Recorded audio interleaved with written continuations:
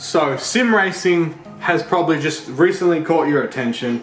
You started browsing the internet, you come across a few brands looking at purchasing your first wheel, and now you're looking for recommendation on what it should be. So in this video, we're going to quickly go over the choices you have, what I recommend, and towards the end of the video, I will also show you one of the best value deals that a lot of people within the community know about, but it's slightly more higher than entry-level kind of wheel and setup. I'm sitting on mine right now, and a lot of newcomers won't know about it. But if you really want to quickly find out the information you came for, then you'll see the top 2 links in the description below.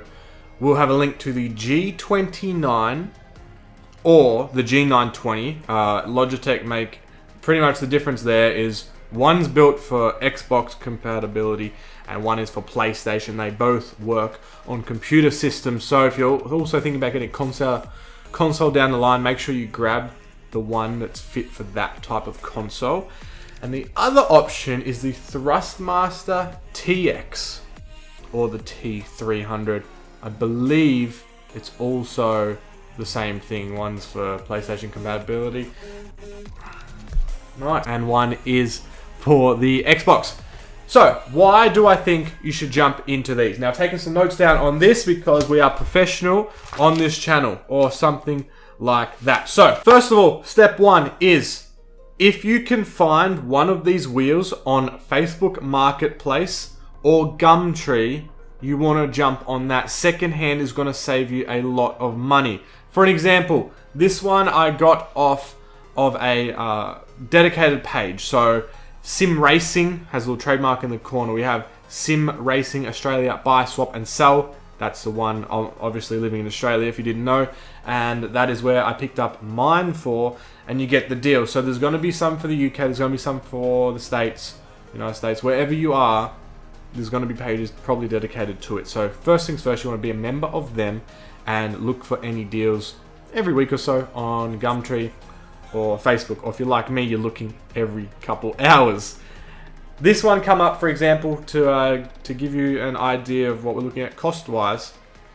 And this is kind of the entry-level, this is the entry-level price point, okay? So cost-wise, one of these brand new comes in at $7.99 Australian dollars. Will be slightly lower. You're talking about American dollars. You get everything a bit cheaper. I don't know why, but anyway.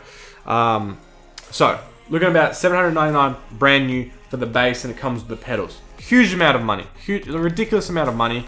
Might even be $6.99. Either way, it's too much. I picked this up for $330, and you'll see there's an Alcantara wheel on it with a little bit of wear now, which is why I've got gloves. And the gloves right now holding the camera up. So multiple uses for Sparko racing gloves. Getting back to the topic, picked up for $330, come with this wheel. Now brand new, this Alcantara wheel costs $250 itself or something like that. You see them going around, they're quite popular. Saved a massive amount of money. Huge amount of money, like $6.99 or $7.99. I believe it's $7.99, but I might be wrong. It sounds really expensive when you say it out loud. Saved like nearly $500 buying secondhand. It's ridiculous. So step 1, you got to find secondhand if you can. Now, if you don't have that option and you're a bit impatient, maybe there's a birthday coming up or you want to treat yourself because you've got tax return back, whatever it may be, we're going to break down between the 2 options you have. And I'm going to say right now, the first wheel you should get, unless you know that you're going to sim race, you know you're going to use it, you know that you want to invest upwards of, $500, $1,000 for wheels. These are your 2 options. It's the Thrustmaster TX and it's the G920. Let's start off with the Thrustmaster, the least common one that you'll see around. The Logitechs you'll see everywhere. The Thrustmaster is slightly quieter in its operation. Mine's plugged in. You can hear a little hum if you listen closely, but otherwise they're pretty much on point with the computer fan hum. There's fans in this, you hear a little bit more. Slightly stronger force feedback. What that means is if you go off the track or if you're going flat out into a corner, the wheel will be more powerful in fighting against your hands. Not the biggest deal. Mine's on 50%, so you don't really go that high. I don't think you'd want to go much higher than Logitech's baseline anyway, because then it can be said to be too powerful. That's actually more powerful than driving an actual car with power steering. And also you just get super tired and you're wearing out bearings and stuff. But it is always fun for some trying out things. The wheel pedals feel cheap on the Thrustmaster. Now I've upgraded. Fanatec pedals sent me back $500. Let me show you these cheap ones. Here we have the quality pedals that are Thrustmaster baseline. Actually, they only make one other set of pedals, so Thrustmaster pedals are shit, in my opinion. Anyway, we have a heavy duty brake. I'm being very sarcastic. It's super gentle, like that's brake, and that's even lighter on the throttle. Now, the problem with a cheap set of pedals like this is that it's so weightless. And could you imagine being the heat of a moment, the heat of the moment in a race, especially when you're getting up the ranks, or maybe this one's got some extra reasons why you really want to win, or you're just under the pressure, you're really in the zone, whatever it is, and you have what feels like paper level resistance. I mean, with your hands, it feels like a little bit, but compared to load cell, which is a type of pedal that I have now where it's based off pressure and you have like 90 kilos maximum of actual weight to be able to push a pedal, that offers not much fidelity, not much, the difference between full throttle and half is the tiniest amount. So a lot of the time, you're way too aggressive, especially on the brake. Think of a game where you have no assists in braking or traction control or stability control. You're coming into a corner and you've hit the brakes too hard, the wheels lock, you have to release them and try again, so that one, you don't wear your tires out, and two, you don't overshoot the corner.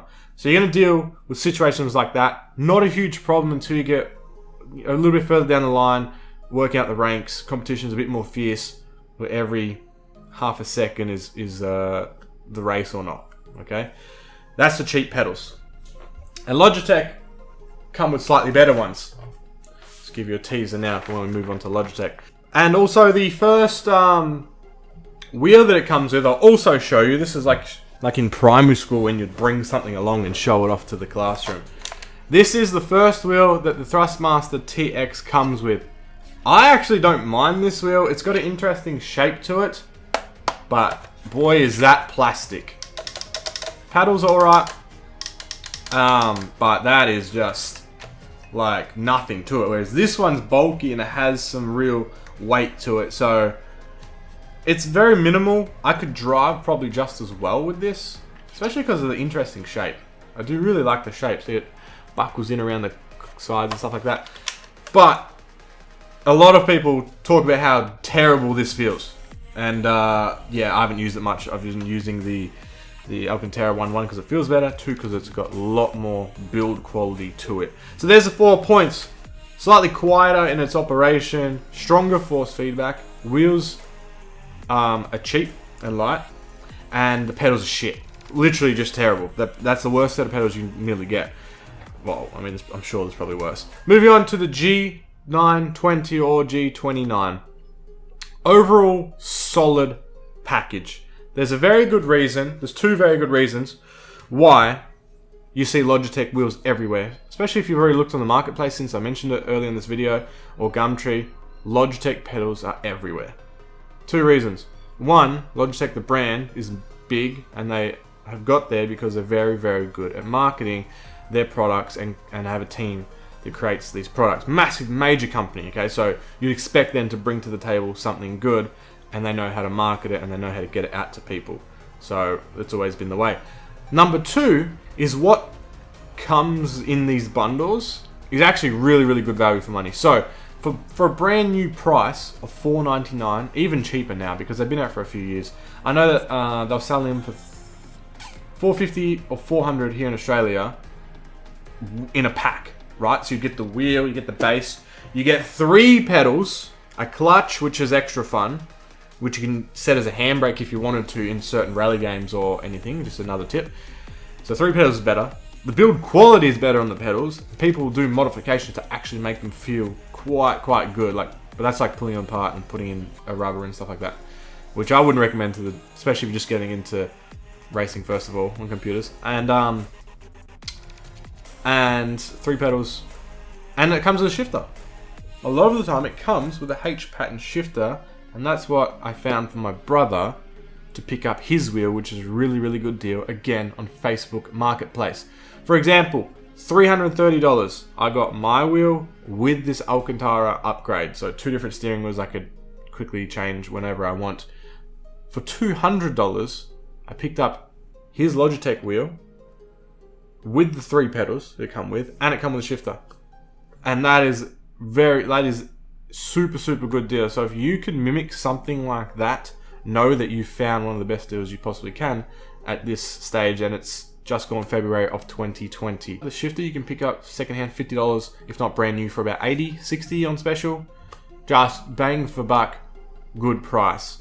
Now, let's avoid price. Let's say you've seen one on for sale.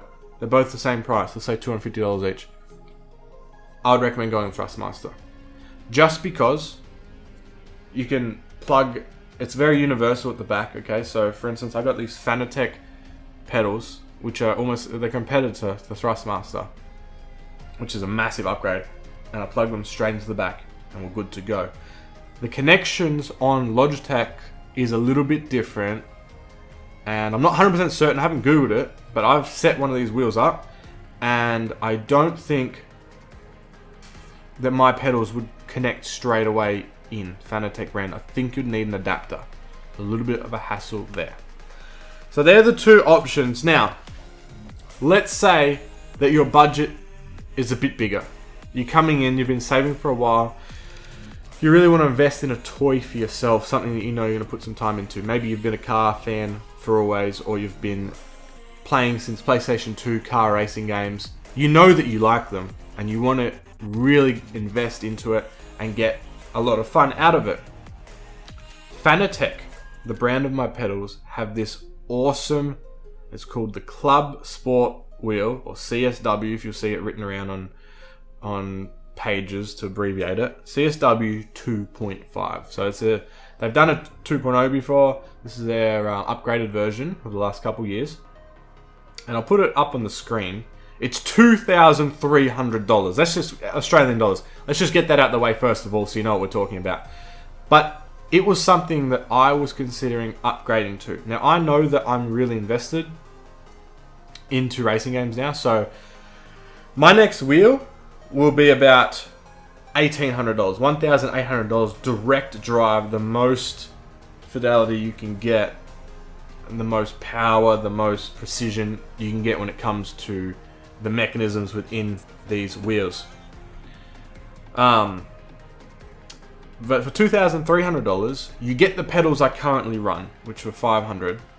You're gonna get the best belt-driven wheel you can get. Now, we haven't touched on the mechanisms behind the wheels. That's not really important until you get further down the line. But pretty much you've got 3 different mechanisms. You've got Logitech's, whatever they use. It's not good though. I mean, it's good, but belt-driven is the moderate tier, which this one's belt-driven, Thrustmasters. Can you feel a whole lot of difference? You can feel the difference when you jump between either one. Is it going to improve anything? No.